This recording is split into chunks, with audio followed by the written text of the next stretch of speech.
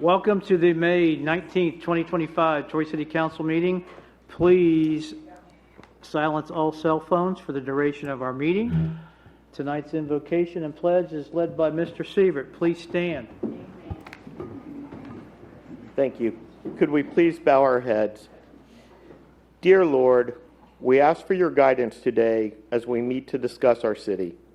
We recognize the youth here who are being guided with your touch to learn the life lessons of sports, which extend beyond wins and losses to the principles of dedication, sacrifice, and sportsmanship. We ask for your continued watch over our firefighters and other civil servants who place their personal lives on the line for our citizens, and that your divine power keep them safe. We ask for your continued blessings on our community and its citizens. Lord, whether one wears the uniform of a first baseman or a first responder, we pray for the grace to follow your command and love one another as you have loved us. Amen. Amen. I pledge allegiance to the flag of the United States of America and to the republic for which it stands, one nation, under God, indivisible, with liberty and justice for all. We're supposed to sign that? Sign it. Pass it down.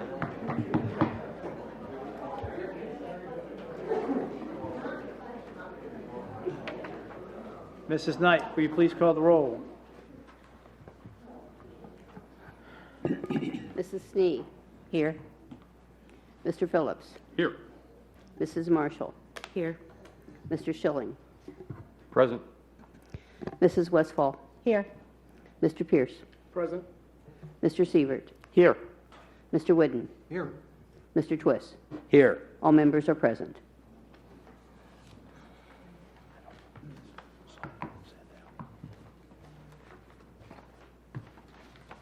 Thank you. We're moving on to the minutes of our last No, meeting. we haven't- No, introduction of Paul Duke and Nosker, newly appointed firefighters. Please step forward. Chief Simmons and or the mayor.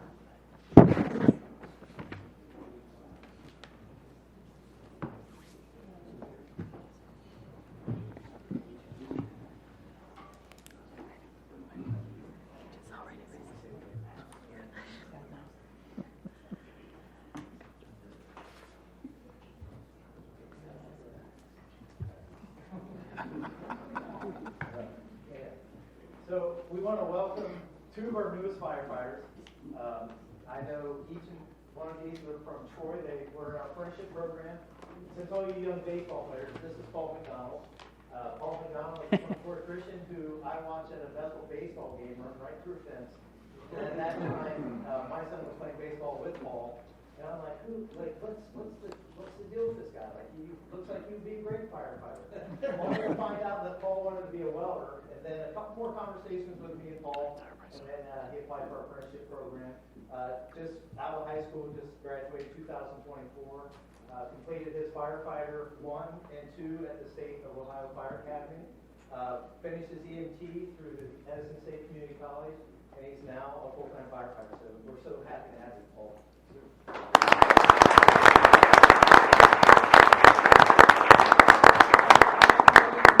Run through fences, but if you're as big as Paul, maybe it won't hurt you.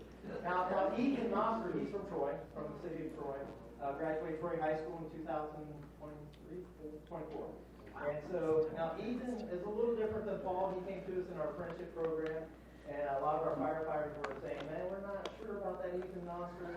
And so, but after a few good conversations, he adapted and he overcame. And so I would say, as a trait of a firefighter, to be able to take constructive criticism and not just listen to it, but apply it.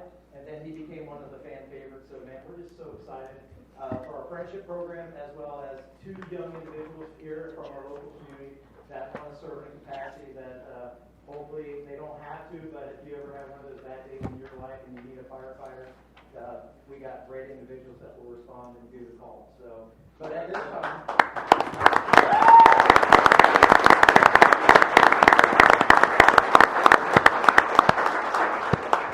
we're going to firefighters, EMTs, and they're also in paramedic school at this time. And Ethan did the same track, by the way. I'm sorry. He went through the State Fire Academy in DePaul, Edson State EMT, and they're now well on their way to become paramedics, doing very, very well in the class. So, Mayor, without further ado. All right, good to have you guys here as firefighters now instead of apprentices. Welcomed you as apprentices and was happy to meet you and do that, but now we're going to swear you in. So, will you please raise your right hand and repeat after me? I say your name. I, Paul McDonald. Do solemnly swear that I will. Oh, I'm sorry. Yes, same time. Don't say his name. Say your name. I say your name. I, Paul McDonald. There you go. Do solemnly swear that I will support and defend Do solemnly swear that I will support and defend the Constitution of the United States of America the Constitution of the United States of America and the state of Ohio against all enemies, and the state of Ohio against all enemies, both foreign and domestic, both foreign and domestic, and I will faithfully and impartially and I will faithfully and impartially discharge my duties as firefighter discharge my duties as firefighter of the City of Troy Fire Department of the City of Troy Fire Department under the appointment of the department under the appointment of the department according to the laws of Ohio, according to the laws of Ohio, to the best of my skills and abilities, to the best of my skills and abilities, so help me God. so help me God. Congratulations.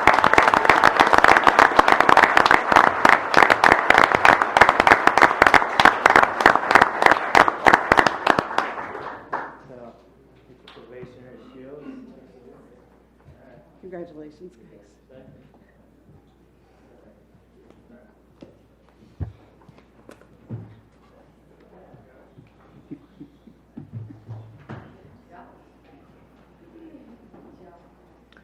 Mrs. Knight, will you please read the summary of the minutes of the May 5th meeting, please? Minutes of Council, May 5, 2025. A public hearing was held on ordinance number 015, 2025, a rezoning. Committee reports. Buildings and Utilities Committee recommended legislation be prepared authorizing a contract for the chlorine gas conversion project at the water plant. Committee also recommended legislation be prepared authorizing the Director of Public Service and Safety to enter into a master water service agreement with Miami County and West Milton. Personnel Committee reported recommending that an agreement be entered into with American Fidelity Insurance Company related to voluntary insurance benefits for full-time employees. Resolution number R21, 2025, contract and bid for chlorine gas conversion project at the water plant, first reading, was given first reading and adopted. Resolution number R22, 2025, water agreement with West Milton and County Commissioners, was given first reading and was adopted. Resolution number R23, 2025, authorizing agreement with the American Fidelity Assurance Company related to employee voluntary benefits, was given first reading.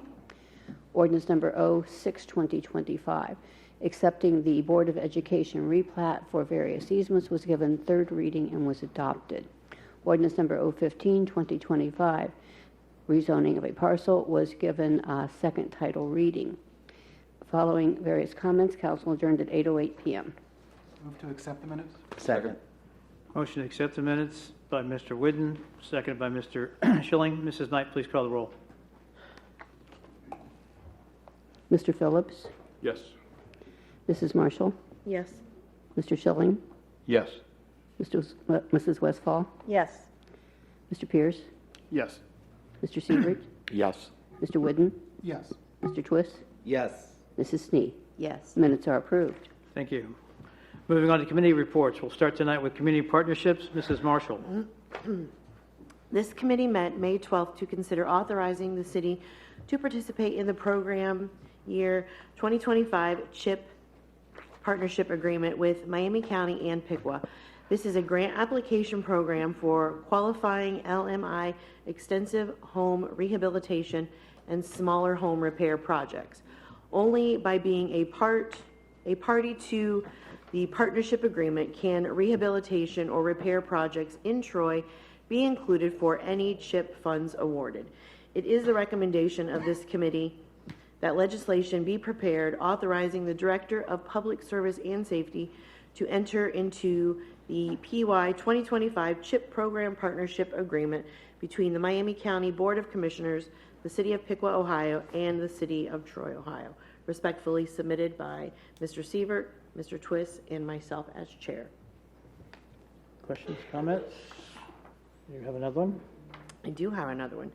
This committee met same night, May 12th, to consider the city participating in the Meta Solutions Purchasing Cooperative. These purchasing cooperatives are organizations that meet ORC requirements and that follow the bidding and contracting procedures the city must follow. By becoming a member of the approved purchasing cooperative, the city can participate in meta contracts and pricing. It is the recommendation of this committee that legislation be prepared authorizing the city to participate in the Meta Solutions Purchasing Cooperative and authorizing the Director of Public Service and Safety to execute any related documents. This committee supports emergency legislation so that the city can participate in projects and services offered through the Meta Solutions Purchasing Cooperative without delay. Respectfully submitted again by Mr. Sievert, Mr. Twist, and myself as chair. Questions? Thank you, Mrs. Marshall. Move on to finance. Mr. Sievert. Thank you, Mr. President. The Finance Committee met May 12th to consider a professional service agreement with Timmons Group of Richmond, Virginia for the updating of the city's GIS system. The project will update the GIS system as the current system is antiquated and will no longer be supported by vendors due to its age, and expand the system to store additional critical data, including those related to the city's utility systems, and make the more readily available to other city departments. The cost exceeds the budgeted amount as additional components were included in the RFP. After the budget was approved, additional funds are available from the fund balances of the water and sewer funds. Therefore, it is a recommendation of this committee that legislation be prepared authorizing the Director of Public Service and Safety to enter into a professional services agreement with Timmons Group of Richmond, Virginia for the GIS utility network implementation project at a cost not to exceed $310,000. Respectfully submitted, Mr. Schilling, Mrs. Westfall, and myself as chairman. Any questions? Moving on to law and ordinance. Mr. Whidden. Thank you, Mr. President. This committee met May 12th to review the recommendation of the Troy Planning Commission regarding rezoning a portion of parcel number D08-105-472, located at 191 Commerce Center Boulevard. At the May 5th public hearing and at the committee meeting, concerns were stated by neighboring property owners, which are discussed in the detailed report.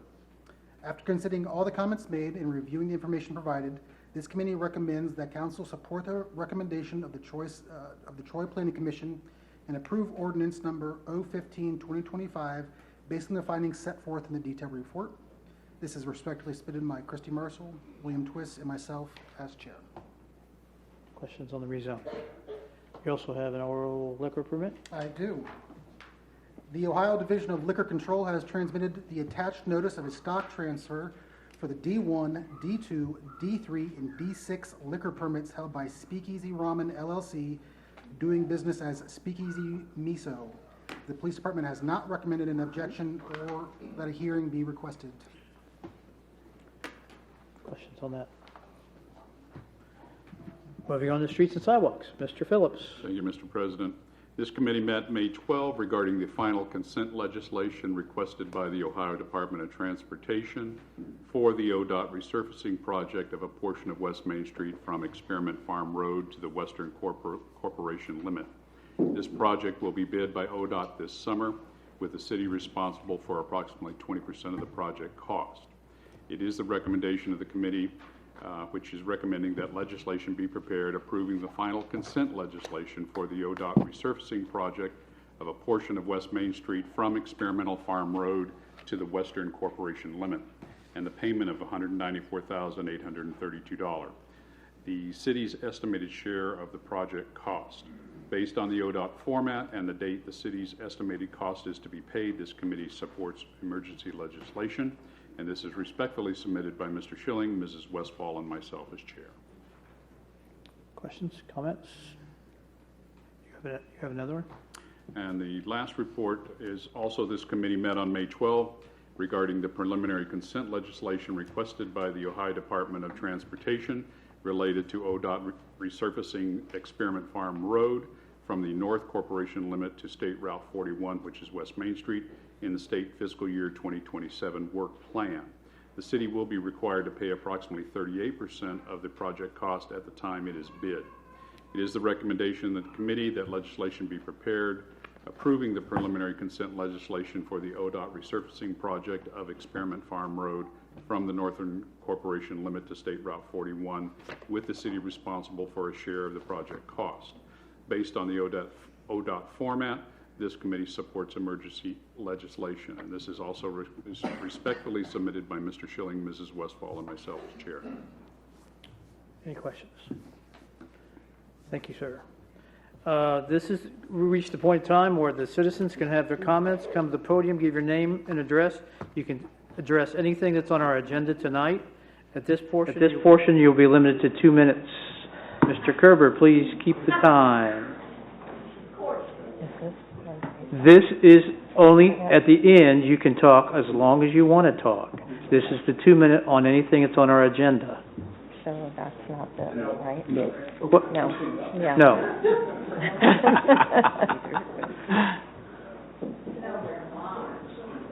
So I don't need to comment. Good evening, Council. We are going to be speaking, first of all, I'm Jenny Bolton at 85 Norbert Drive. This is my husband, Bill Bolton, from 85 Norbert Drive. We're going to be speaking again on the rezoning request for 191 Commerce Center Boulevard. I would like to address a couple of things. We were at the committee meeting last week, and we have asked several times for the city to provide us a measurement of this R4 zone. What is the width of this property from north to south? We asked prior to the city council meeting that we first attended. My husband emailed Sue Knight and asked for those measurements. We have yet to receive any accurate measurements of that property. At last week's committee meeting, Mr. Ida Miller was here, and when we asked about that measurement, he gave a number of 150 feet from north to south. So my husband and I went home with this number that was just shouted out. We haven't received anything in paper. We don't know where this number came from. And we decided to stand on our property line and measure 150 feet from south to north.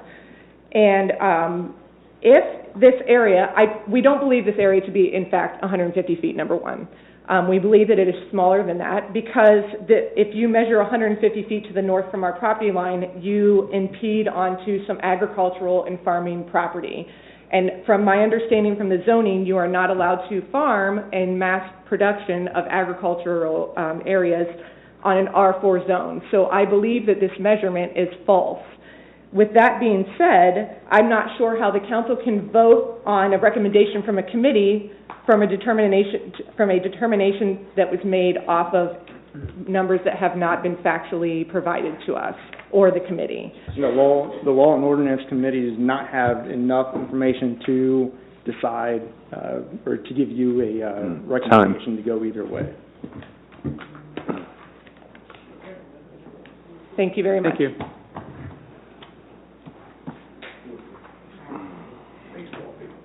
No. No. That's his dad. My name is Michael Bolton. I'm a resident of 1465 Lantern Lane, and this again is in response to the rezoning. To the members of council, in regards to the rezoning the property, the parties all purchased their properties with the knowledge of the M2 and R4 designations. In respect of the individuals who had the foresight to provide the buffer zone many years ago, they should be credited with having the best interest for the residents of the city of Troy and also the residents of Concord Township. The zoning as it stands is compliant with the principles of responsible zoning and the best interest of the community. Point number 2, there are also other areas within the city of Troy that have M2 and R4 areas that adjoin one another. In particular, the Trade Square area that Hobart resides in is adjacent to an R4 area that has no housing, but it is a natural buffer between the manufacturing facilities and the residential areas to the west. There is also, on the north side of the area, an OC1 zoning that has had doctor's offices and other businesses in those buildings. Point 3, I take exception to the comments that were made that only 2 Troy residents spoke about the rezoning, and 6 Concord Township residents voiced their opinions. Must one be a resident of the city of Troy to have a dog in this fight? I think the development department and the zoning department need to go back and do more work with the Comio folks. There are other options for them to utilize the area's zone as M2, and I believe they can figure out some other formats or footprints for their development. I am much concerned about the lack of storm drainage allotment and the location of it in regards to the properties to the south. Time. The large There'll be time at the end. You can come back and address it as well, or finish. I could not get your address, I'm sorry. 1465 Lantern Lane. Thank you.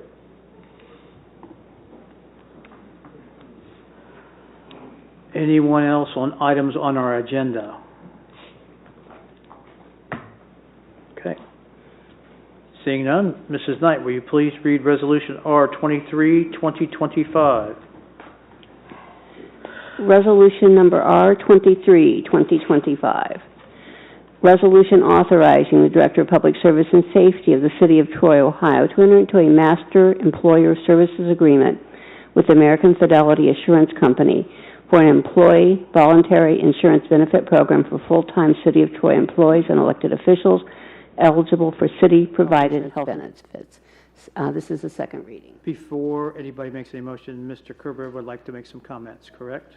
Yes, I would just, we've been, the city and American Fidelity have been in extensive discussions about the form of the contract, and we're just not there yet. And if you notice on this legislation, it's been worded a little bit different than our prior agreements. Right now, one important component of, as anticipated, there would be some assistance to the city for open enrollment, and that's going to be coming up fairly shortly. But the ordinance or the resolution sets forth that the Service and Safety Director is authorized to go ahead and sign that upon approval of the law director on the contract terms, some of the things that were set up. So there's a possibility that should this legislation be passed, that we couldn't work out the details, and the Service and Safety Director would not be authorized to go ahead and sign it. But in nature, due to the 30-day effective period for legislation, if council chose to go ahead and pass it this evening, the city would still have an opportunity to make sure that we had satisfactory contract language. But I just wanted to let you know that there is a possibility that we can't get those things hammered out. Mr. President, Mr. Phillips? if we could just continue on to a next reading with this piece of legislation. I guess the part of what I was indicating that there is some sense of urgency to get the clock ticking on the 30 days on the effective date, because under this proposal, the American Fidelity would assist with the open enrollment. To the extent that we can't get the contract language worked out, we just wouldn't sign the contract at that point in time. So I think it's okay if council wants to go forward and if it's so inclined to proceed with, if it chose to pass the legislation, it could pass the legislation, and we would still make sure that we'd have the appropriate contract language. Then in that light, Mr. go ahead and. Mr. Sievert? I was just going to, so there's no risk for going forward? No, because if we're not satisfied with the contract language, we're not going to sign it. We're just not going to sign it. Okay. Mr. Schilling? So what we're saying here is that you want us to approve something that's not finalized yet. I am not telling you. I mean, this is before us, but the contract is not finalized. And so the question is if we wait 2 weeks, if we go to another reading and wait 2 weeks, what's the downside of that? Well, my understanding is that there's some timing issues with, the effective date would be pushed back 2 weeks. Could we retroactively add emergency legislation to it? Could we retroactively? Yeah, we would have to amend it, and that would just delay it further.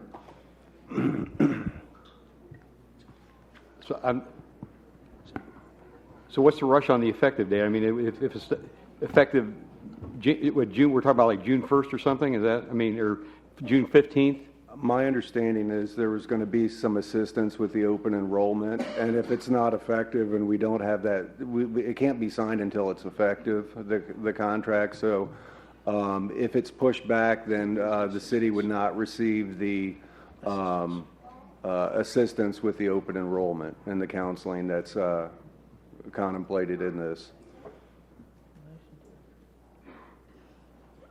Okay. There's a financial incentive for us to go ahead and do this on a timely basis. We will lose the ability to. I'm thinking, having been in the insurance business for 40 years, if they get a signed contract, there'll be somebody there to help us sign them up. We're not. Regardless of whenever we get this thing done. There is no financial impact here. It's all, it is a potential benefit, a voluntary benefit that the employee would have available. Open enrollment is a certain period of time. If we wait 2 weeks, then they can't help the employees, counsel them on what they could, could look at for health, for some the other benefits, as well as these new voluntary. Okay. So there's no downside from that standpoint to considering it or voting on it tonight, as well as the fact that there is language in there that I can't sign it unless Grant says everything is copacetic, and if it's not, then we move forward without it. Mrs. Snee. I was just going to reiterate from the Personnel Committee that this was a program that we felt was beneficial, and we understood that it was in addition to the benefits that are provided to employees, that it is voluntary for them, but that they would be able to get advice and counsel from this company. But I can agree that when the contract is finalized with whatever language, then the Safety Service Director could sign it. I don't have a problem with knowing that that's going to be looked over by the Law Director, because it was the program that we felt was valuable for employees. Any other comments? Motion to approve? Move to. Second. We'd need a motion to suspend. This is second reading. Suspend. Motion to suspend the readings by Mrs. Westfall, seconded by Mr. Sievert. Mrs. Knight, please call the roll. Mrs. Marshall? Yes. Mr. Schilling? No. Mrs. Westfall? Yes. Mr. Pierce? Yes. Mr. Sievert? Yes. Mr. Whidden? Yes. Mr. Twist? Yes. Mrs. Snee? Yes. Mr. Phillips? Yes. Move to adopt. Second. Move to adopt by Mr. Twist, second by Mr. Pierce. Mrs. Knight, please call the roll.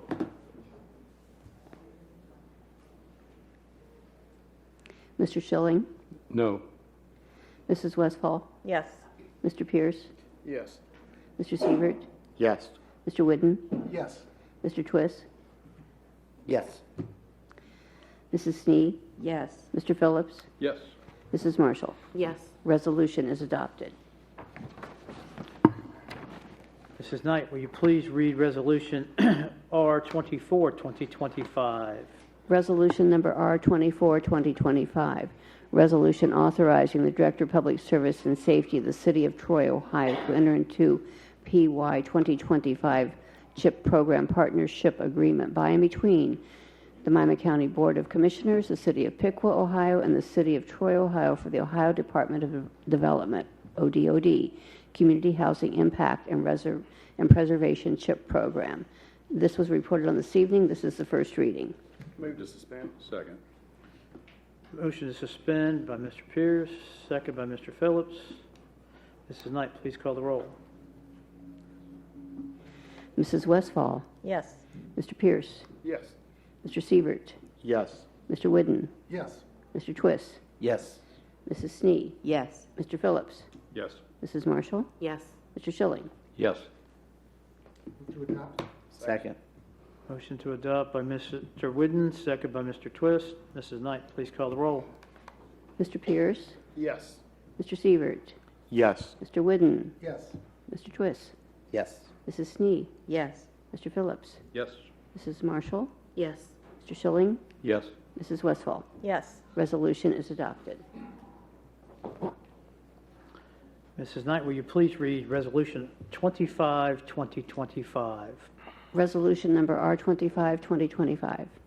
Resolution authorizing the City of Troy, Ohio to participate in the cooperative purchasing program of the Meta Solutions Purchasing Cooperative and declaring an emergency. This is the first reading. Move to suspend. Second. Motion to suspend by Mr. Phillips, second by Mr. Pierce. Mrs. Knight, please call the roll. Mr. Sievert. Yes. Mr. Whidden. Yes. Mr. Twist. Yes. Mrs. Snee. Yes. Mr. Phillips. Yes. Mrs. Marshall. Yes. Mr. Schilling. Yes. Mrs. Westfall. Yes. Mr. Pierce. Yes. Move to adopt. Second. Motion to adopt by Mr. Whidden, seconded by Mr. Sievert. Mrs. Knight, please call the roll. Mr. Whidden. Yes. Mr. Twist. Yes. Mrs. Snee. Yes. Mr. Phillips. Yes. Mrs. Marshall. Yes. Mr. Schilling. Yes. Mrs. Westfall. Yes. Mr. Pierce. Yes. Mr. Sievert. Yes. Resolution is adopted. Thank you. Mrs. Knight, will you please read Resolution R 26, 2025? Resolution number R26, 2025. Resolution authorizing the Director of Public Service and Safety of the City of Troy, Ohio to enter into an agreement with Timmons Group of Richmond, Virginia for the GIS Utility Network Implementation Project. This is at a cost not to exceed $310,000. First reading. Move to suspend the rules. Second. Motion to suspend the rules, Mr. Whidden, second by Mr. Phillips. Mrs. Knight, please call the roll. Mr. Twist. Yes. Mrs. Snee. Yes.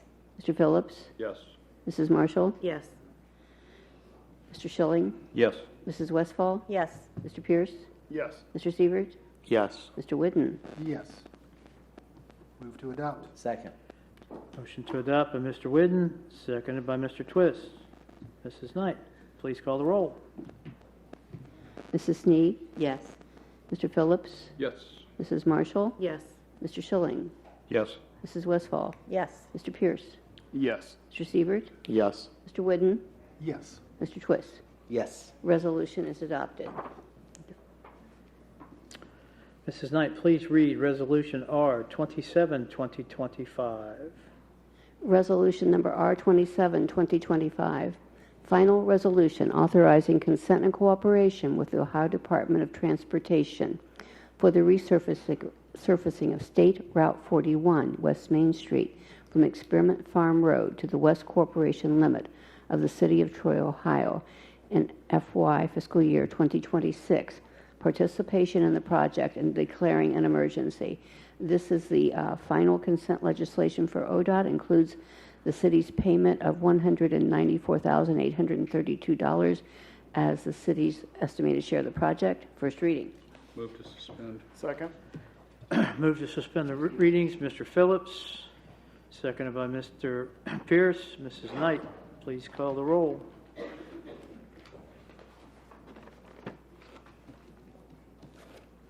Mr. Phillips. Yes. Mrs. Marshall. Yes. Mr. Schilling. Yes. Mrs. Westfall. Yes. Mr. Pierce. Yes. Mr. Sievert. Yes. Mr. Whidden. Yes. Mr. Twist. Yes. Mrs. Snee. Yes. Move to adopt. Second. Motion to adopt by Mr. Phillips, seconded by Mr. Twist. Mrs. Knight, please call the roll. Mrs. Marshall. Yes. Mr. Schilling. Yes. Mrs. Westfall. Yes. Mr. Pierce. Yes. Mr. Sievert. Yes. Mr. Whidden. Yes. Mr. Twist. Yes. Mrs. Snee. Yes. Mr. Phillips. Yes. Resolution is adopted. Will you please read Resolution R 28, 2025? Resolution number R 28, 2025, a resolution authorizing preliminary participatory consent and cooperation with the Ohio Department of Transportation for the resurfacing of Experiment Farm Road from the North Corporation limit to State Route 41 within the corporation limit of the City of Troy, Ohio, and declaring an emergency. This is the first reading for this consent legislation. Move for suspension. Second. Motion to suspend by Mr. Phillips, seconded by Mr. Whidden, or Mr. Twist. Mrs. Knight, please call the roll. Mr. Schilling, Yes. Mrs. Westfall, Yes. Mr. Pierce, Yes. Mr. Sievert, Yes. Mr. Whidden, Yes. Mr. Twist, Yes. Mrs. Snee, Yes. Mr. Phillips, Yes. Mrs. Marshall. Yes. Move to adopt. Second. Motion to adopt by Mr. Twist, second by Mr. Phillips. Mrs. Knight, please call the roll. Mrs. Westfall, Yes. Mr. Pierce, Yes. Mr. Sievert, Yes. Mr. Whidden, Yes. Mr. Twist, Yes. Mrs. Snee, Yes. Mr. Phillips, Yes. Mrs. Marshall, Yes. Mr. Schilling. Yes. Resolution is adopted. Thank you. Moving on to ordinances. Mrs. Knight, will you please read ordinance O 15, 2025? Ordinance number 015, 2025, an ordinance changing the zoning of parcel ID number D08 105472 in the city of Troy, Ohio, from R4 Single Family Residential District and OC1 Office Commercial District to M2 Light Industrial District. This is located at 191 Commerce Center Boulevard, has been recommended by the Troy Planning Commission. Third reading. Move to adopt. Second. Motion to adopt by Mr. Phillips, seconded by Mr. Twist. Mrs. Knight, please call the roll. Mr. Pierce, Yes. Mr. Sievert, Yes. Mr. Whidden, Yes. Mr. Twist, Yes. Mrs. Snee, Yes. Mr. Phillips, Yes. Mrs. Marshall, Yes. Mr. Schilling, Yes. Mrs. Westfall. No.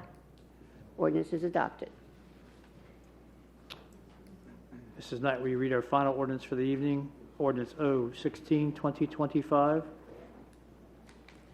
Ordinance number 016, 2025. Ordinance to accept the application for the annexation of certain territory containing 57.679 acres, more or less, in Concord Township to the city of Troy, Ohio. This is the annexation known as the Smith annexation. Council previously adopted the three pieces of legislation as required. This has now been approved by the Board of County Commissioners, returned back to the city, has had its 60 days of waiting period here, and this is the first reading. Move to suspend. Second. Motion to suspend by Mr. Twist, second by Mr. Phillips. Mrs. Knight, please call the roll. Mr. Sievert, Yes. Mr. Whidden, Yes.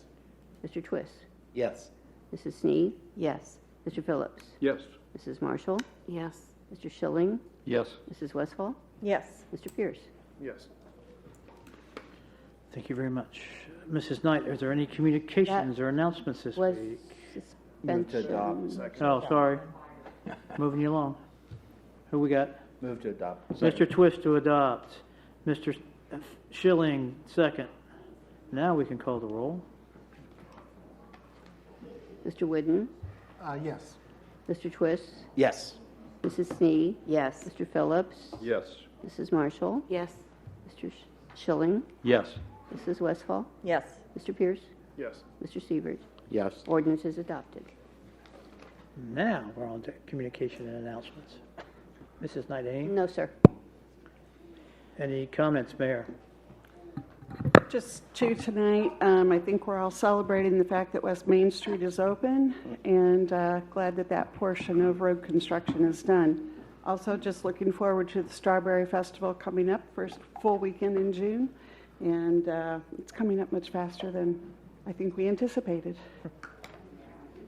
That's it. Thank you. Thank you. Mr. Friggy. Thank you, Mr. President. I have nothing at this time. Law Director, Mr. Kerber. I have nothing at this time, thank you.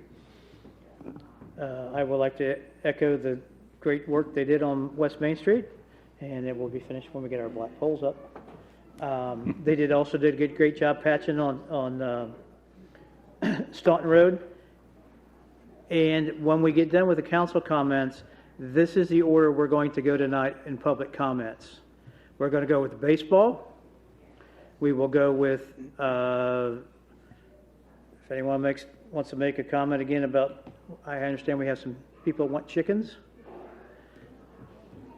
Anybody that wants to make comments about rezoning, and then the fire will be after that. Moving on. Mr. Schilling. No comments at this time, thank you. Mrs. Marshall. I would just like to congratulate our new firefighters. Mr. Whidden. I don't have any comments. I wonder if our Service and Safety Director has any comments, though. Oh, we skip you? Sorry about that. He's been gone for so long. It's all right. I've only got 20 minutes. Just a couple of brief things. Memorial Day is coming up, May 26th. The city building will be closed that day, but trash and recycling will be on schedule. There will be a ceremony at 11 o'clock at the Veterans Memorial at Riverside. Prior to that, there will be a brief ceremony out at the Adams Street Bridge by the naval veterans. And the other thing is, in the interest of time, we won't do this tonight, but we did just get back from our Asian or Japanese trade mission, met with several of our companies as well as some prospects. Hope to have an update for the council at the next council meeting at the beginning of June. That would be greatly appreciated for those that, particularly those that watch our streaming. That's all I have. Thanks. Thank you. Mr. Pierce. No comments at this time. Okay. Mr. Phillips. I have nothing this evening either. Mr. Twist. Just congratulations to the new firefighters, Paul and Ethan. Welcome to the city of Troy.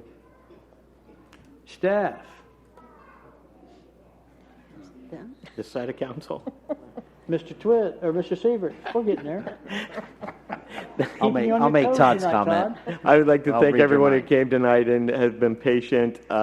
Briefly, I just showed some members of council, but this is a 1964 sesquicentennial Troy book, and I just want to point out, since I know part of the reason that we're here, under the recreational department, it says the recreational facilities of Troy are perhaps greater than those of any city of comparable size in the United States. And I appreciate the people coming out to talk about the parks, and please get involved. Even if baseball isn't your thing, get involved in the park study, and let's make sure that we continue that, have the best parks for any comparable size city. Mrs. Sneed. Just want to let everyone know, I'm sure we'll announce it again, but on June 14th at 9 a.m. at the Troy Rec, the at-large members will be hosting one of our at-large community meetings if you want to come to that to have an informal chat. Thank you. Mrs. Westfall. Reiterating what's already been said and reserve some comments for after the people talk. Okay. Baseball people, come on down. One at a time.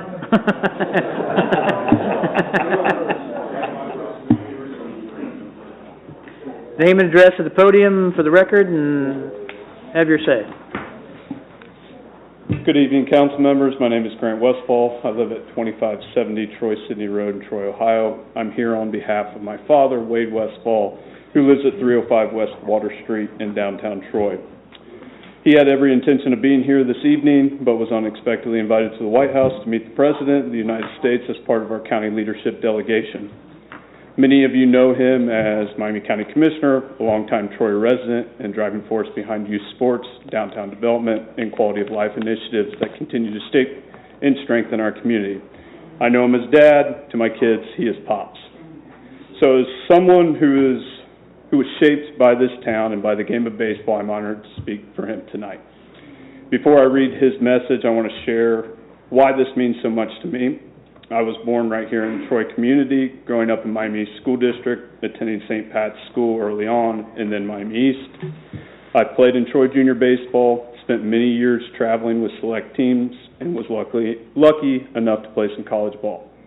Some of the best memories were made on the field my dad built for me and my brothers at our family farm, a field that became known as Four Sons Field of Dreams.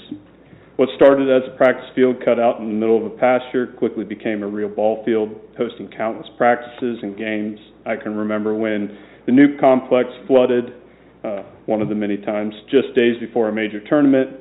Four Sons Field of Dreams stepped in to host the games and kept the event going. And as a side note, I should mention that my mom once warned me that if my dad put lights up on the baseball field, it was grounds for divorce. Thankfully, we avoided that call to the bullpen. That's how much this game has meant to our family. Now, as a dad and coach, I see the game through a different lens, watching my kids lace up their cleats, just like I did, and realizing how important it is that they have fields to call home, memories to make, and a community that believes that they're worth the investment. Now, I'd like to share my dad's statement. Mayor and distinguished council members of the city of Troy, I was born and raised right here in Miami County. My wife, Susan, grew up just steps from Duke Park, and together we raised our family in the city of Troy. Today, we were blessed to watch 5 of our 7 grandchildren grow up in the same community we've long called home. I've been involved in youth sports for over 40 years, and for more than 30 of those, I've had the honor of serving as president of Midwest Ohio Baseball. The need we're here to address tonight is clear and urgent.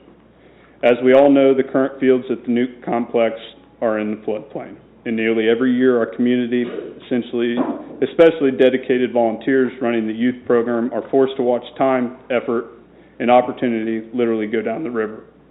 Games are canceled, practices are lost, sessions are postponed, and the investment poured into our kids washed away with floodwater.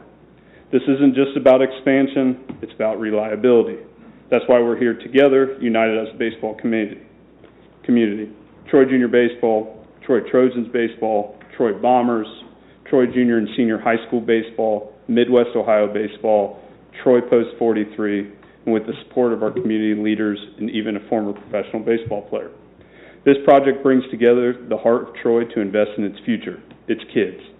Because this is bigger than baseball, this is about giving our children the tools to grow, to belong, and to believe in their community. Tonight we come before you with a simple but vital request, that the City of Troy include the development of new, flood-resistant baseball fields in the park's master plan. Located on the land the city acquired several years ago, thanks to the generosity of the Paul G. Duke Foundation and the Pat and Tom Robinson Fund, the city and the Miami County Parks District. It was truly a collaborative effort, and now it's time to take the next step. We're not asking for extras, we're asking for the essentials: safe, playable, dependable fields where kids can practice and play right here at home. And along with that, we respectfully ask the city and the community begin a thoughtful and transparent dialogue around the financial commitment it will take to make this happen. We know it's a major investment, but we also know the return in the lives of our kids, the pride of our city, and the long-term value of Troy. It's worth it. This is more than a sports issue, it's a community issue, a chance to strengthen quality of life, attract and retain families, and give our young people a reason to plant roots and come back home. It's also an economic opportunity. When families stay and play here, when others come to Troy, they support our restaurants, shops, local businesses, creating a ripple effect that benefits the entire community. In closing, I am proud to stand with a leadership team that's ready to work hand in hand with you to make this happen. We bring experience, commitment, and momentum. We're not here asking the city to do it alone. We're here to partner with you. Let's give this generation of kids in Troy a place that reflects the value we place on them. Let's give them fields worthy of their dreams. We look forward to working together to bring this vision to life. Thank you for your time, your leadership, and your willingness to listen. Thank you.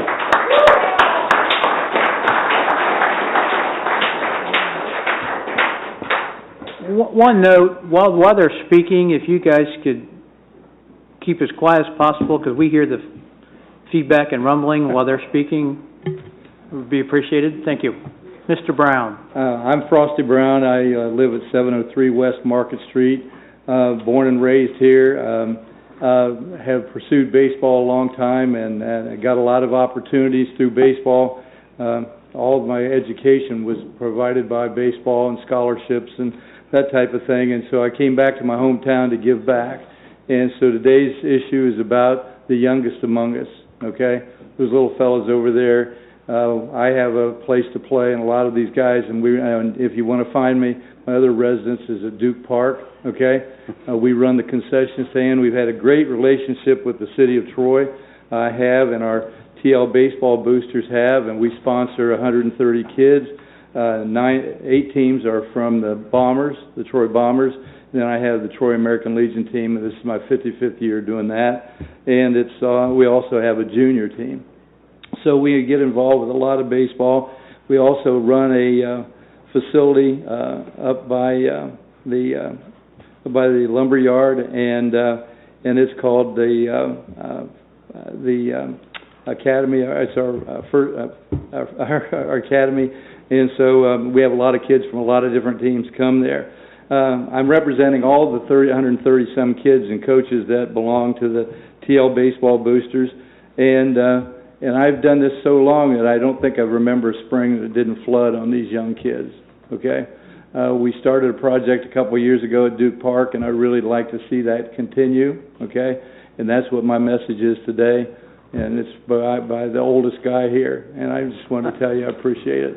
Thank you very much for letting me speak. Thank you.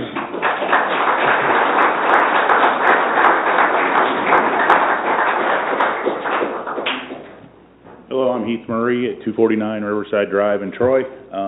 Like these guys, I'm born and raised here. Baseball's provided me unbelievable opportunities. Played at Troy High School, got a scholarship to play at the University of Michigan. Was fortunate enough to play professionally for 10 years, so that's why I'm here. I've been the pitching coach or some kind of coach at Troy High School for the last 21 plus years. I actually played at the first year at the Nuke Fields in 1983. I remember when that all started in 1982, picking up rocks out there when it was first graded and everything so we could go.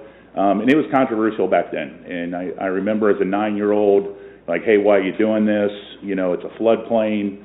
The fields at Cookson and Haywood and Hook are adequate. Well, the fact of the matter, they weren't. And so we had to go somewhere where you could have everything centralized.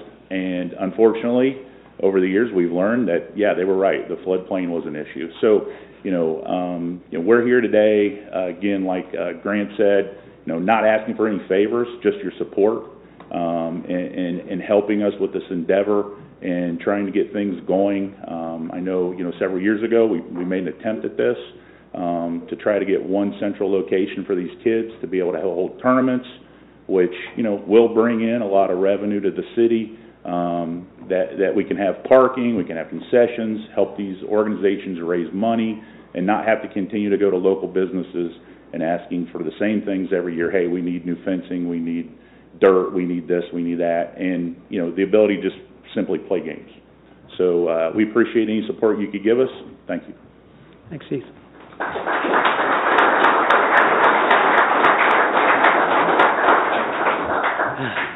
Good evening, Council. I'm Ian Unger, 3388 Magnolia Drive. I'm here tonight supporting the Troy Junior Trojans program, so we're the select travel baseball team. We will not be directly affected by these because it will be for the junior baseball, but we are in full support of it, and that's why I'm here. And thanks to a lot of our players that have showed up here today for this. I did not get to pick the batting order today, so I'm fourth batting behind these guys. It's not easy. So I've been in Troy for 13 years, most of that playing baseball. We started out at the Nuke Complex, and like a lot of the kids that are in our program, we were kind of tired of the rainouts and stuff, so it's like, what's the other option? And we landed with travel baseball. And I was fully committed to it. I did not think I would be in travel baseball. Now I'm everywhere every weekend, but I'm okay with that. But what we have seen in our program is it's been growing because people are looking for something else. And we want to keep Troy kids playing together in Troy. So our program has been growing, and it's put a lot of pressure on us for our facilities because we play at Archer and at Mercer Group Field. As our program's growing, we have less and less times for our team to practice out there. We have less and less times for games. And then when it rains for us, we also have to reschedule, and it makes it hard for us. What we're also seeing, because our program's growing, is that more kids with the talent that probably should be at the rec program are coming to ours.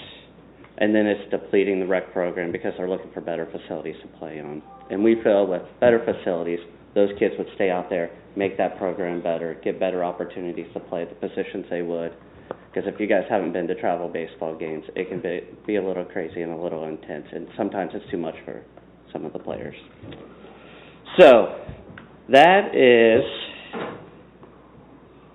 all I wanted to say, other than if we had a complex that the ones that is being proposed, our teams wouldn't have to travel to Cleveland, Indianapolis, Cincinnati. We can stay here, close at home, playing competitive teams. Okay, thank you for your time. Sir, I have a real quick question. Yeah. When you go to a tournament, let's say Cincinnati, approximately how many teams are there?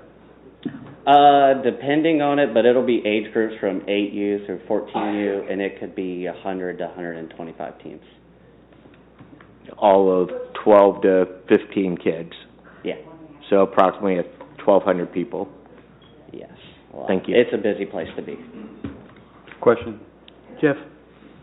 On your team, how many of the players are actually from Troy, and how many of them are from other areas of either Miami County or the Tri-County area? Can you give me like an estimation on that? Yep, we have 100 players, and 100 of them are Troy residents. Troy residents? Mm-hmm. Or attending Troy schools, yeah. School district. Troy schools. Okay, so they may have a Troy post office, but they may not live in the city of Troy. They have a Troy address or attend Troy schools. Okay. School district. Did I answer it right? I'm trying to. Okay, thank you. Thank you very much. Any other questions?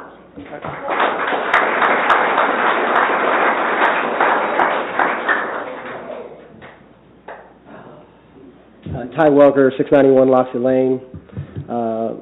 I helped start that Troy Junior program, and that was one of our rules we made when we created that, was we wanted them to be Troy residents. I mean, it was something different than what we were doing before, where we get kids from other communities. We wanted it to be a Troy thing. We take a lot of pride in that, so that was one of the things. So, like many of you and a lot of people in this room, I was born and raised in Troy. I mean, I was born here. I graduated from Troy High School. I went away to college and came back. I've now spent, this is my 31st year as an educator at Troy. I've been fortunate enough to teach a lot of kids in Troy and coach baseball for the past 20 plus years, and a few years before that as an assistant at Troy. But even more than that, you know, I'm a citizen and a parent in Troy, you know, and that's why I'm here as well. You know, I've got to see the baseball grow in our community from a lot of people that are behind us. But I take a lot of pride in being a citizen and raising kids here and teaching my kids there, and I will spend my rest of my life here. But I know this, that I'm proud of Troy, and when I travel around this country and been different places and talk to people, I talk about Troy. I talk about where I come from, and I talk about what makes it great, and what makes it great are the people and our facilities and the things we've done in this town to make it something to brag about. You know, people come, I have people come visit, they're impressed, right? I know I was at the concert a few years ago at the Mumford & Son, and people were impressed. We sold our community, you know, and I think we do that in a lot of ways, and I'm truly proud to raise my family here. And I hope that we can continue to do that through baseball. I think we deserve it. Our community deserves that. Our kids deserve that. And I think we have a great working system with the City Recs Department. And I feel like we've done that in a lot of places like Troy, like Market Street Field. And I think it will continue by having a facility that would be good for our youth. I think that's important. And that's a value, not as a coach, but as a city community member. That's it. Thank you. Thank you.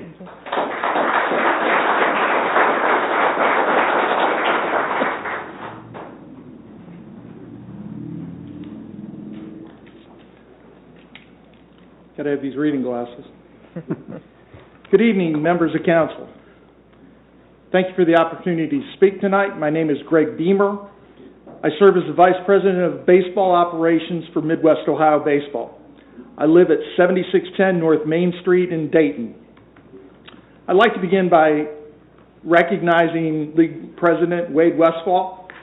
He intended to be here, but as Grant alluded, he's busy with the President. Good call. He asked me to share the League's full support for Troy's efforts to expand and improve its baseball infrastructure.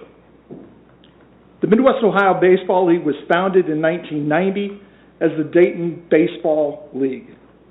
In 2005, we restructured and renamed the league to better reflect our mission and regional reach.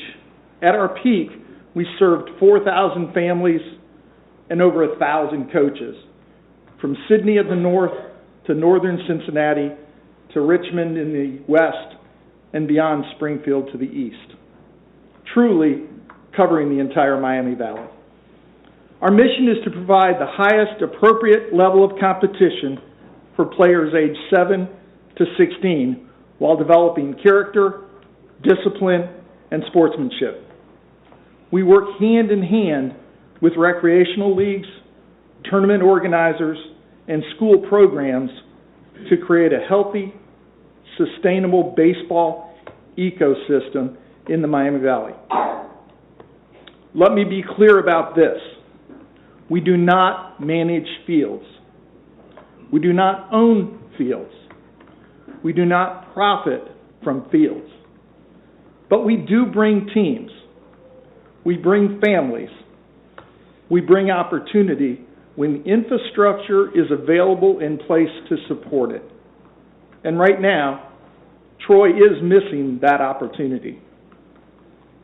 Many Troy-based teams are forced to play in Dayton or other nearby cities, not because they want to, but because they must. The lack of reliable, flood-resistant fields means local families are spending more time on the road and more money traveling just to give their kids the chance to improve and compete. That comes at a cost, not only to the families, but to Troy as a whole. Weekend games and tournaments should be bringing people here, filling hotels, restaurants, and downtown businesses. But when fields are flooded or unavailable, that revenue goes elsewhere. We've seen how other communities thrive when they invest in modern baseball infrastructure. Fields with smart drainage, reliable surfaces, and scheduling flexibility. They become destinations. They keep local kids local. They attract visitors and fuel local economics. Troy should be that kind of destination. It isn't just about baseball. It's about quality of life. It's about economic development.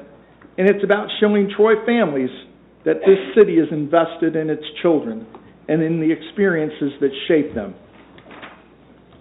On behalf of the Midwest Ohio Baseball League, its board, its coaches, and the thousands of families we serve, I want to express our full support for the development of flood-resistant, tournament-ready baseball fields here in Troy. This is a smart investment, it's a community-driven investment, and we're proud to stand behind it. Thank you again for your time and your leadership. Thank you.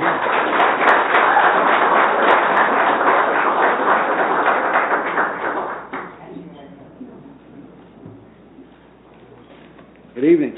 I'm Paul Wick, 1262 West Main Street.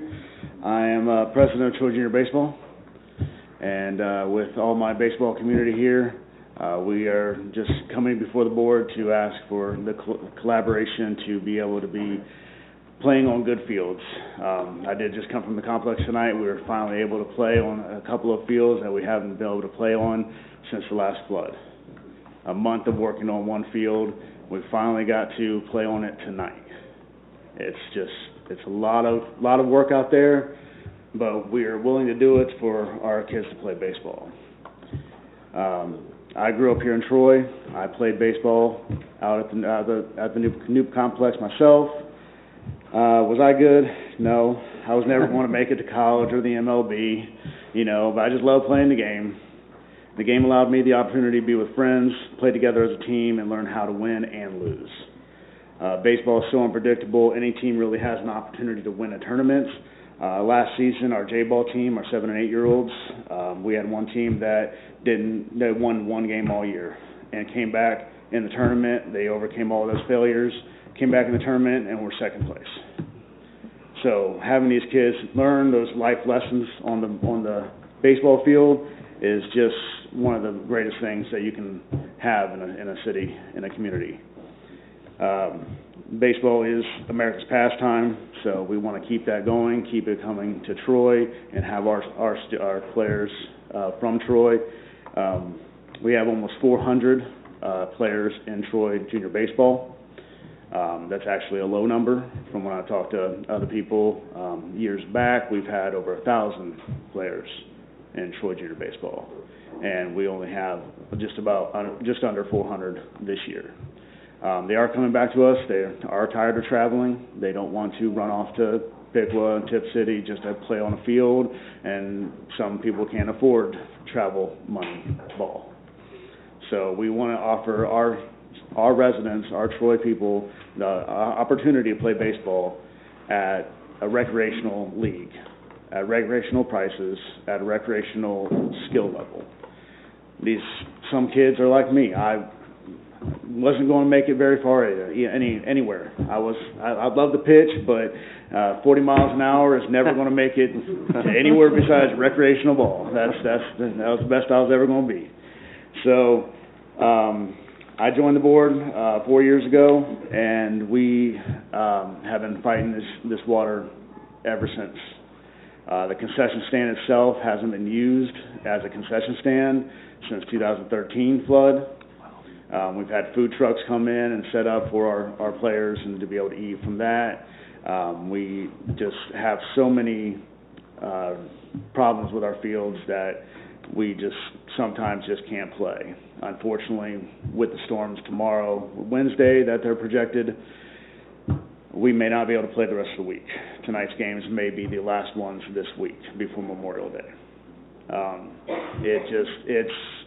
It's sad that we have to do this, but unfortunately, that's what we have to do. We will keep doing it. I'll keep out there. I'm out there every single night. If you want to talk to me, that's where I'm at. After I get out of work at Haywood Elementary, I'm usually heading to the complex to do something to get ready for the games that night. We as a baseball community just appeal to our elected leaders to use the land that you currently have to collaborate with us as a baseball community to plan to build the fields that we need.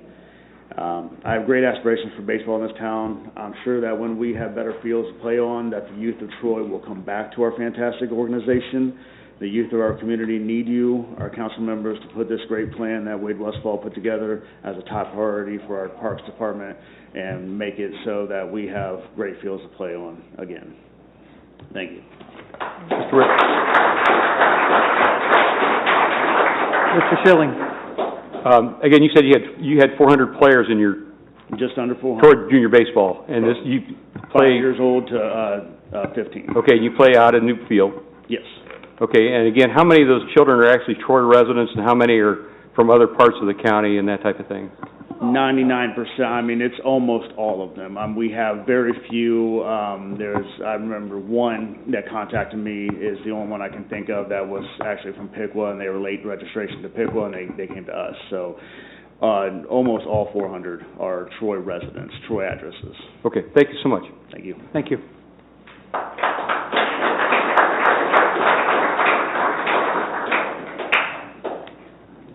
Hello, Rob Coleman. I live at 760 Willow Creek Way in Troy, and I've been one of the longer board members for Troy Junior Baseball, about 7 years, and my kids were back in baseball about 14 years ago, so I'm one of the longer term members of TJB.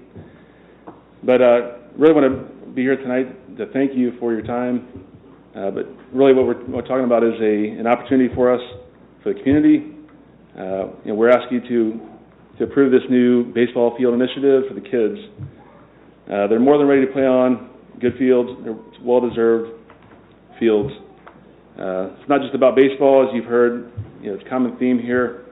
It's about Troy's future, and that's why we're coming here to ask for your help. A new baseball complex means opportunities for our kids to get active off their phones, learn about teamwork, development, skills, and to help them throughout their lives. A safe place to play for them, spend their time away from, again, screens, engaging with their peers. Think about the economic boost. I know you heard this already tonight. Tournaments, and games will bring huge opportunities for Troy. Fill in our restaurants, shops, hotels, create new jobs. Really, it's a win-win for the community and for the city. You've heard a lot about maybe the cost for the program, but in logistics, that we hear you, we're listening. We want to make sure we're transparent throughout the process and work with the city on that. And so really maximize the benefits to the community. We're committed to, again, transparency, accountability in every step of the process. Also, think about make a decision that will benefit our community for years to come. So we urge you to vote yes. You've heard a lot of good comments so far. So let's play baseball. I just want to, one more thing here. So throughout the years, I've seen lots of floods. Recently, I pulled a picnic table out of the woods that had floated down the whole park. So it'd be a great opportunity for the city, and we appreciate your time. Thank you. Thank you. Mr. Whidden. Just remind me, I think you guys, 7 fields you currently have out right now? Or is it 8? More than that. We have 8 fields, right?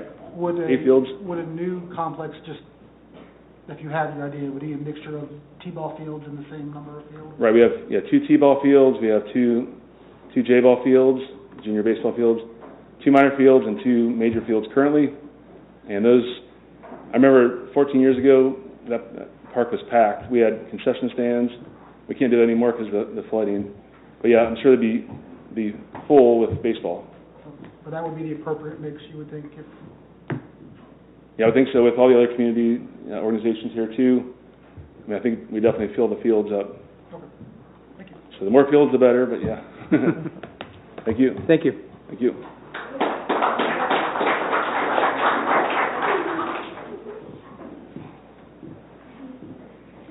Good evening. My name is Leanne Stewart, and I'm here as the director of the Miami County Visitors and Convention Bureau in downtown Troy. I live at 4049 Cozy Croft Drive in Dayton. First and foremost, new and expanded facilities like this would be amazing for our youth here in Troy and Miami County. But as a couple of others have mentioned, this provides an opportunity for us to bring in visiting teams and additional money to the community and to the region. So families spend thousands and thousands of dollars every year traveling to sporting events and tournaments for their children. We have events like you see it with cheerleading and wrestling at Hobart Arena, Winter Guard International, Strawberry Soccer, which just took place this past weekend, and other events as well. So we would love to host those visiting teams in Miami County. They'll stay in our hotels, they'll shop in our stores, eat in our restaurants, visit our attractions. It would be a great boost to the economy while those families are here. So I'm here just to tell you that our organization supports this initiative. We see value in this project and what it can bring to the community, and we look forward to future discussions and collaborative efforts that we at the Visitors Bureau can be part of. Thank you. Thank you.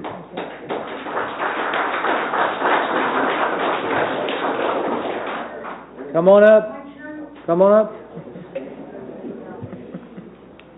I just want to say, Name and address, please. my name is Joyce Dean. I live on Barnhart Road in Troy, Ohio. I would like to say that I've been involved in this baseball program from its beginning. My husband did so much work out there on those fields to get our kids the ability to play. Like, look at all these kids here. They want to play baseball. It floods a lot. And it's time now, look at me, it's time now for all of you to make a good decision. For these kids, not for everybody else, for the kids. And I'm going to tell you one other thing, and this is bad. I've been a real estate agent for over 40 years. I'm not here to advertise that, but I am here to say to you, in those, they talked about the concession stand. They can't have food in the concession stand. Guess what else? There's black mold in the bathrooms that these kids go to when they're out there. You figure it out. Is that good for those kids?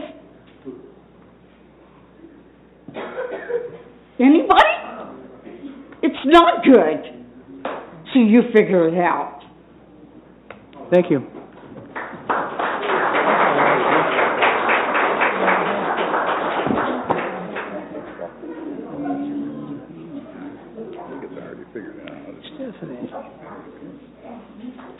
Good evening, everyone. Thanks for allowing us to come in and speak to you about the Noop complex. My name is Stephanie Melvin. I'm at 1418 Barnhart Road. I don't know why I'm so emotional right now, but my husband and our family have been playing out there since the 80s. My husband coached. He was a board member for years, and all the people, just like what they do now, had to put that park back together again every time it flooded.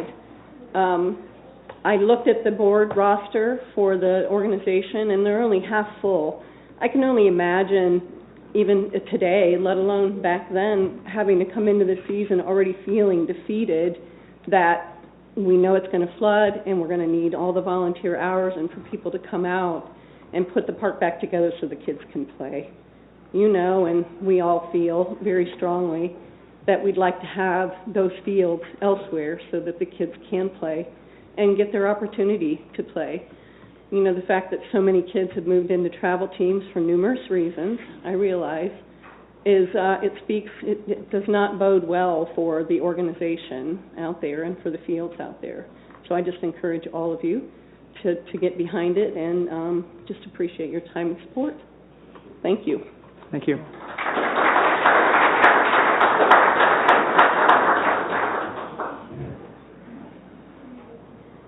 Good evening, Ryan Ratterman, 1252 Cole Harbor Drive. I'll be brief. I'm just a coach out there. I coach T-ball. We've had 3 games already canceled, rescheduled, and it just gets tough. But the one thing a new facility that would really be great to address is the parking and the handicap accessibility. I coach T-ballers, and all the grandparents love to come watch their kids play T-ball.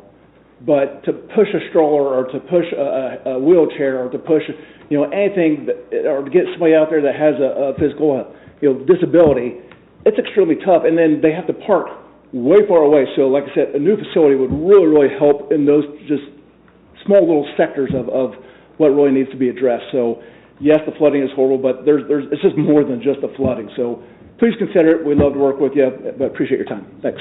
Thank you.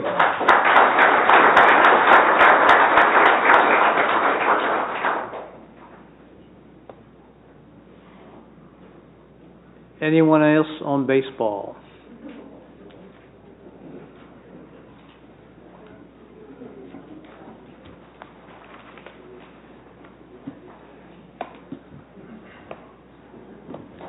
Thank you for letting everybody speak. I live at 303 Floral Avenue. My children play baseball on every single day. Oh, Corey Wellbaum, my bad. Okay. My children play baseball on an everyday basis out at Boyer Park. And here we have a group of us trying to get better facilities at Noop or someplace else. And I'm being told that there's another park that might possibly be torn down with a baseball field, and that is Boyer Park. The backstop was taken down, and I was told that it was going to be put back up, but now it's been stopped. We've made multiple calls asking when it may be put back up. I was just trying to find that out, if anyone could give me an answer at any point in time. But I would also like to say that the new facilities are in major need of, how do I say this? They're in a major need of uplifting. As the one lady said, the mold in the bathrooms is a bit much. I know there are quite a few people that's been out there trying to help when they can to facilitate that, but I would really like for you guys to put in consideration of finding something for these kids, better for these kids. Thank you for your time. Thank you.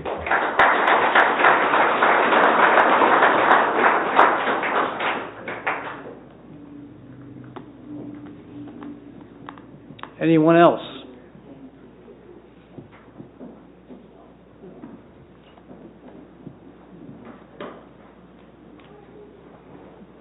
Hello, everyone. My name is Alexis Wick. Address is 1262 West Main Street. My husband is Paul, president of Troy Junior Baseball.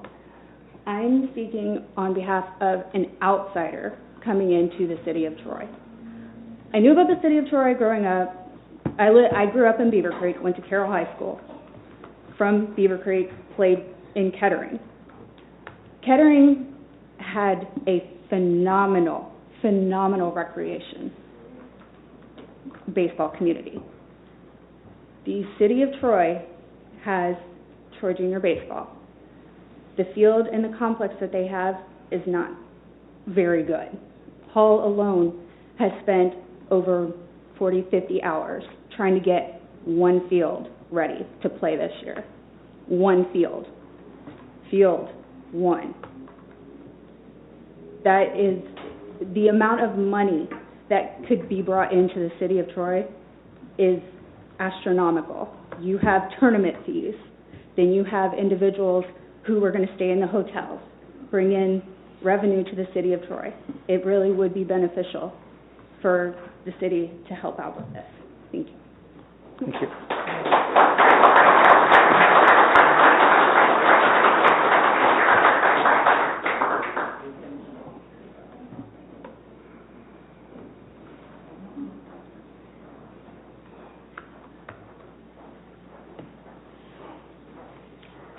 Hello, City Council. My name is Jonathan Camphy. I live at 1100 Winchester Drive in Troy, Ohio. I don't have a ton to say, but I've really enjoyed listening to everyone in this community speak about how much they value not only the sport of baseball, but what I want to emphasize to you as just a dad and someone who has coached through Troy Junior Baseball is the investment in our community, in our future of our community. I've been to, because of baseball, been up to Sydney, been up to Piqua, Springfield. They got some nice ball fields. And we have a couple of nice fields here. But moreover, the city needs to invest in its future. Just like we passed the levy to support building new schools for the sake of our kids, for the sake of our future, to bring jobs, to bring families to this city. And speaking of which, my wife and I have lived here for 7 years. We love Troy. We have 3 boys.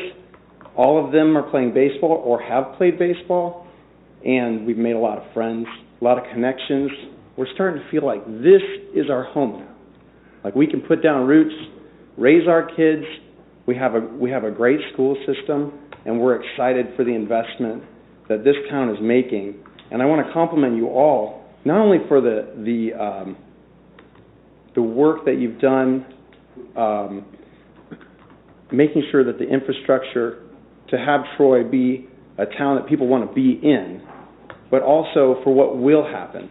So I just want to encourage you, a dad, a coach, a citizen of Troy, please invest in your future. The kids represented behind me. Thank you. Thank you.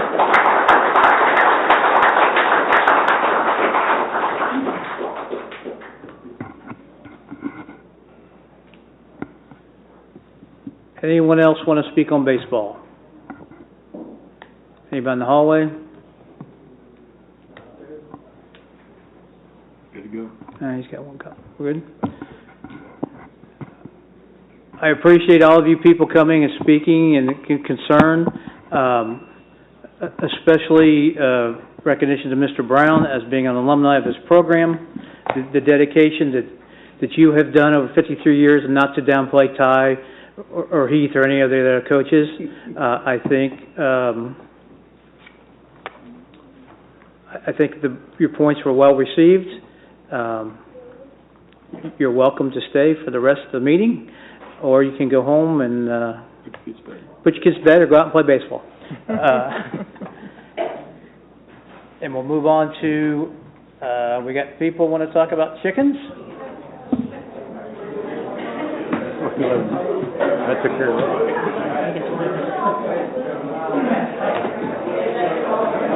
Bill, are you a Pirates fan too? Oh, I root for them. I like the Pirates, but I root for them. I tell you, my cousin got married, and dropping the ball. over in his bride from Pittsburgh, and they had like the night before, instead of like a rehearsal dinner, they rented out part of the place in Pittsburgh, and that stadium's awesome.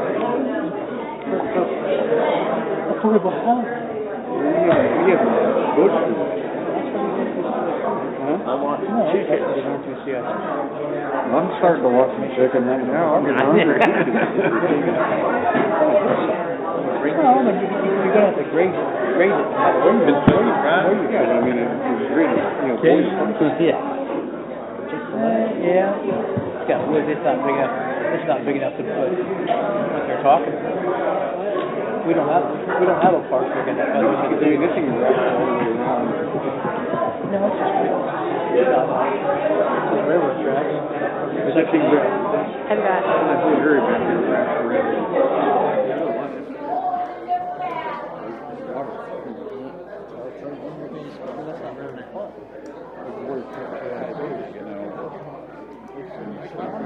I'm saying they need to send that to the park survey and everything else. I can't imagine that some of them haven't. I think there can be, in my opinion, I think there could be something worked out. All righty. Chicken Miracle League. Anything else? Come on up before we get to, if not, we'll go to you.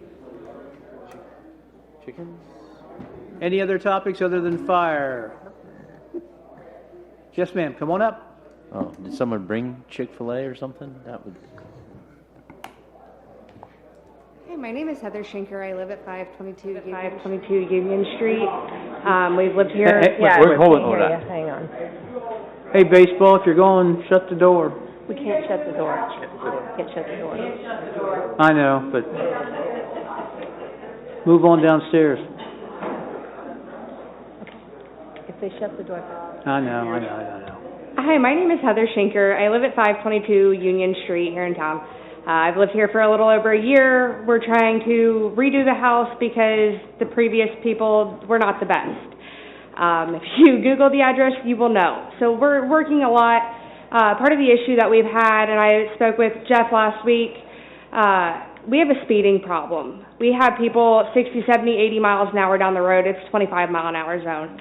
I've spoke with the police department. I've been told by sergeants that they're not ticketing unless we're going 15-plus miles an hour over the speed limit. When I went through school, it was taught by a sheriff. My grandfather was a sheriff in Logan County. 8, you're fine, 9, you're mine. I understand it's a situation-by-situation basis, but the fact that we're getting people going 40-plus before we're giving them a ticket. I have young children. We're a family of 7. That is 5 children, my husband and myself. We should not have to work a job to keep our kids safe in the yard. We've got semi-trucks that are hauling, trying to flip over the railroad tracks, and we're waiting for the day that one of the semi-tankers just goes down because it's an issue. I've asked for a speed bump. I've asked for the digital speedometers. I'm getting told, well, that's a problem because it's a safety hazard. Yeah, so is my kids getting hit because somebody wants to fly down the road. I have a minivan. We park on the street because we don't have parking, and trying to get an infant into the car, just myself. I'm holding my child, and then I put her in the car and get her in her seat, and we were almost getting hit and ran off the road by trucks that are flying around the curve. We live a distance from a stop sign. We talked last week about possibly putting in a stop sign. I don't know what you guys can do, but it's an issue, and we got to figure something out.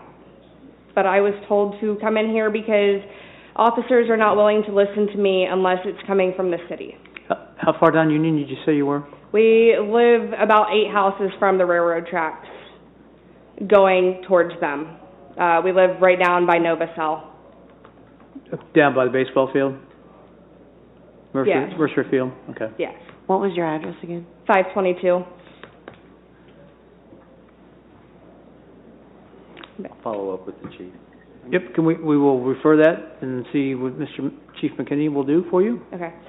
They did bring out a car and leave it unattended last week to see if they could get something, and then we had an officer parked right in front of my house, across the street from the car, and he ended up screeching tires to whip around and pull somebody over, which that was after he had told me, and I've taken it up through council. I'm trying to get something dealt with because we don't feel safe. Okay, Thank we'll you. work on it. Thank you.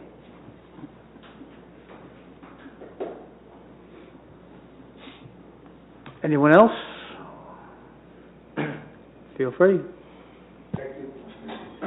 My name is Steve Schmitz. I live at 248 Riverside Drive. And what got me to come tonight is I ran into a friend that was in EMS and fire for years, and he brought up the new ambulance they put in service. And actually what it is the guys that are leaving, we're losing some really good people. And the thing is, when things aren't succeeding, you don't continue to go down the same path and think that's going to work. We can't change society, but we can change our actions, because some of these people we've lost is because of what the city of Troy is doing. I've always been honest with you, Robin, and this is why I'm here tonight. That ambulance is not designed for patient care. It's a transport vehicle. It's my understanding they can't even get all their gear in it, their fire gear. It may have everything for ACLS, but I don't want to be in the back of a crackerback box trying to start an IV.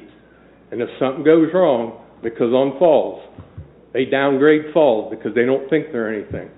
Falls are one of these things, usually it's caused by something. And there's an old saying in EMS, time is tissue. Well, when I first started, we chased up that should be chased, and as time went on, we chased less. There's times people are left out there with two people taking care of someone that's critical, and they're not calling the engine because they're so far away that they're better off throwing them in a medic and going.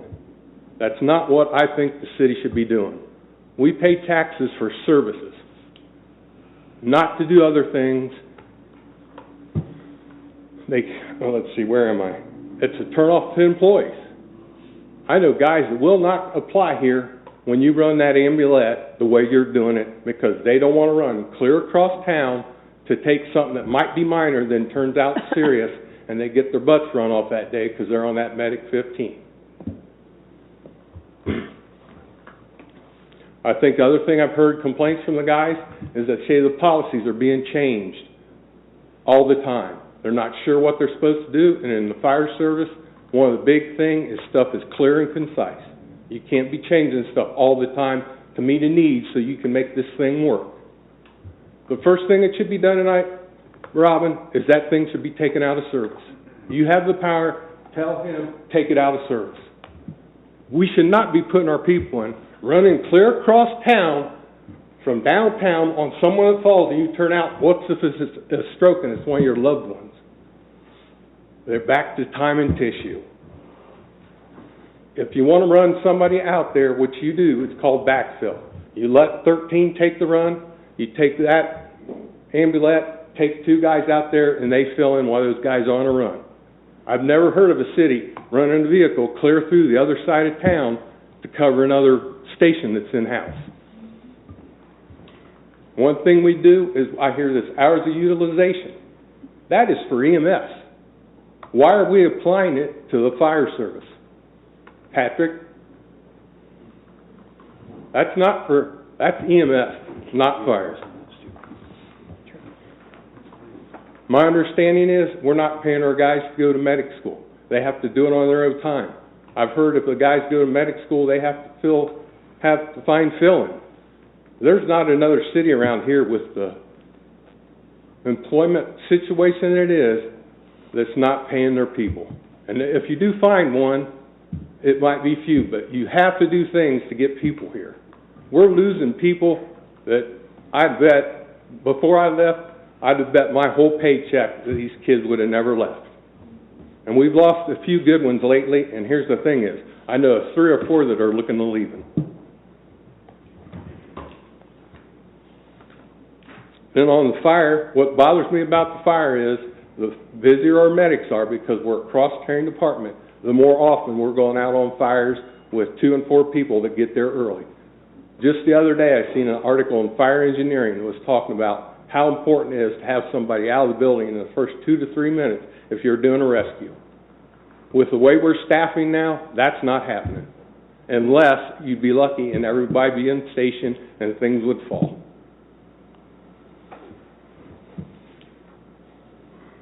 One thing on rescue, I want you to know, if a firefighter goes down, when we were taking our classes, to get a firefighter out, it takes 3 to 4 evolutions. And if you're doing it right, there should be 4 people in each evolution. Do the math, that's 12 to 16 people to save a firefighter. And yes, this is about firefighter safety to a point, but it boils down to we owe the citizens the best thing we can do.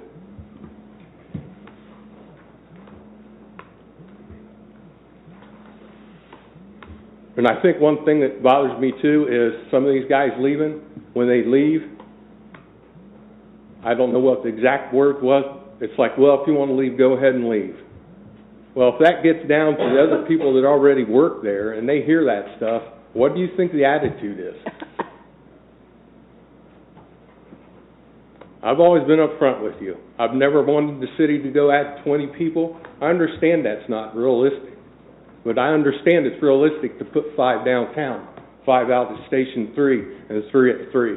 Because the stats show when you start sending 2 people on a piece of equipment, you increase their chances of getting hurt or killed. There's not a study out there that says it's safe to start a fire scene with 4 people. It's 13 to 17, most of your staff, and I understand we're not going to ever hit 17, but even if we have full staffing, we're not going to hit 13 probably. But this is just totally keeps declining, and it's like eating away from the service we're supposed to provide. And it's wrong, and maybe you guys aren't getting told the truth. Maybe people are holding things back. But you know what you need to do? Go talk to people. Robin, you need to go talk to Mr. Schmidt, our rules require you to address the whole body, not direct everything to one person. Okay, I'm sorry. That's fine. Questions. If you have questions, go talk to people. And I'll be honest with you, you probably should do it in private because there's people in this building that will shut you up or put people down because they don't want certain things out there. I think I'm done. But something needs to be done. Thank you for your input. Anyone else?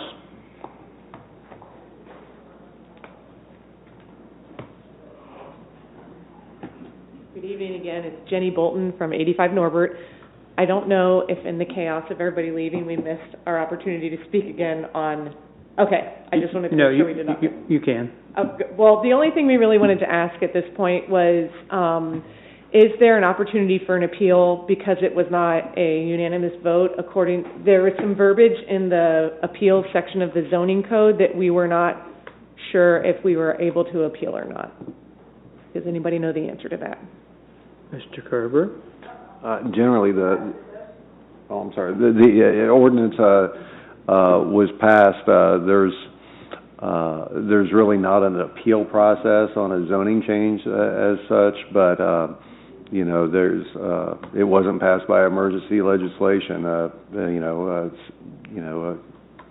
In Ohio, communities have the ability to use a referendum or something of that nature.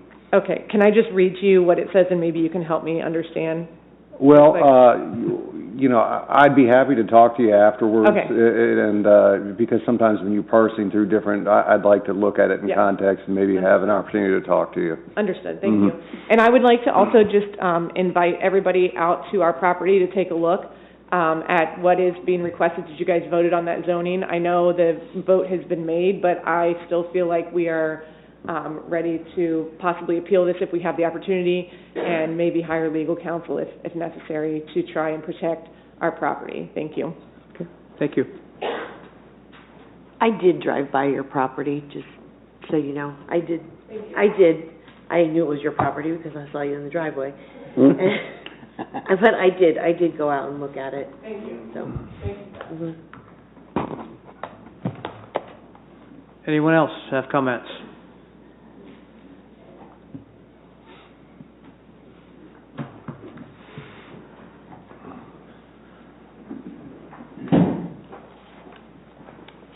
Hello, Thomas Reed. I'm the president with Troy Firefighters Local 1638.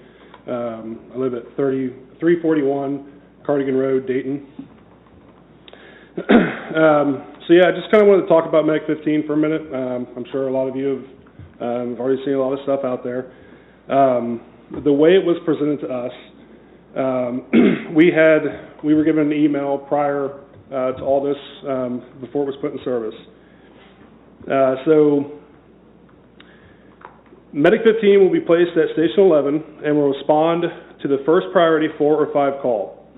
The response will be determined by the platoon commander. The second member of the Medic 15 crew will be from a scheduled shift on duty at Station 11.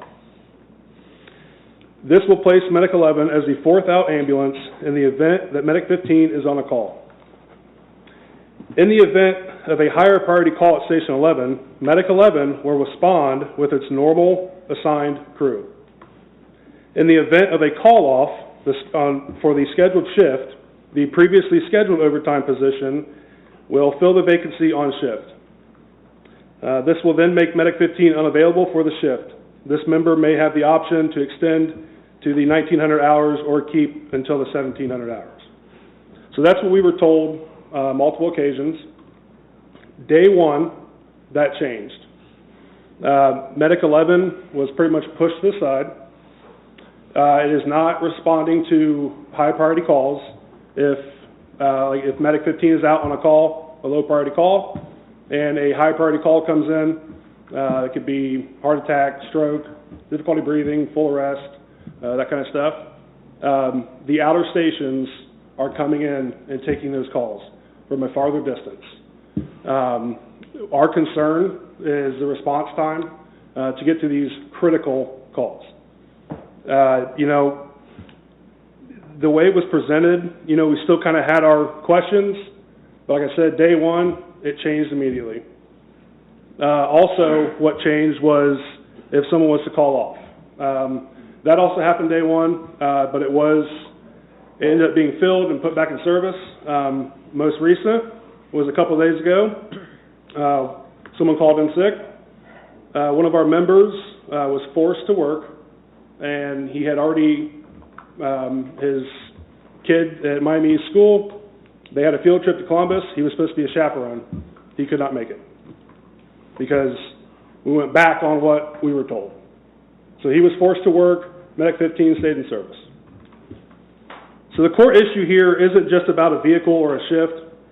It's about resources and staffing. Adding one person to a shift will not fix this. Medic 15 can't run the way it's intended with just one additional person. We need a realistic plan with the right number of people to make it safe, sustainable, and effective for both the public and our personnel. We're here to ask for your help. You can't run a department on burnout, broken promises, and Band-Aid solutions. The damage is already being done, and if we don't make meaningful changes, we will lose even more good people. That is all I have. Thank you. Thank you.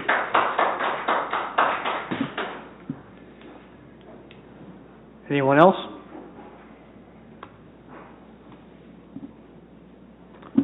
Seeing none, then our next meeting will be June 2nd at 7 p.m. right here.